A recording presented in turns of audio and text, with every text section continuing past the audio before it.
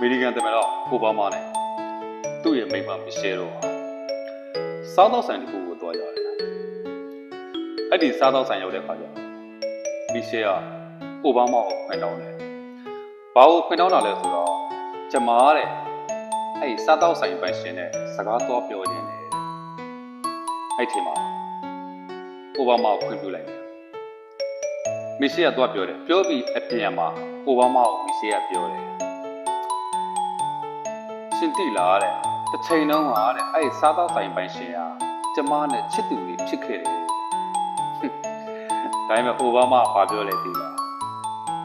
မင်းနဲ့အဲ့ဒီစားတော့ဆိုင်ပိုင်ရှင်နဲ့ရ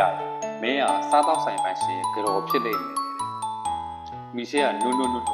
ငင်းတယ်နော်မဟုတ်ဘူးတဲ့သူသာကျမနဲ့ရရင်သူကတမနာဖြစ်လိမ့်မယ်ပြောချင်တဲ့အဓိပ္ပာယ်ကိုနားလည်ပါချားတာတဲ့လူပဲဖြစ်ဖြစ်အောင်မြင်တဲ့လူပဲဖြစ်ဖြစ်နောက်ကမိမဖုံးကန်ကြောင်အောင်မြင်တဲ့လူတွေကများတယ်ဗျာဒါကြောင့်စီဝါရီလောက်အောင်အောင်မြင်တဲ့လူပဲဖြစ်ဖြစ်လူပညာလောက်အောင်အောင်မြင်တဲ့လူပဲဖြစ်ဖြစ်ခင်ဗျားတို့မိမတွေဖုံးကန်85%ပါတယ်ဆိုတော့မမေးနဲ့โอเค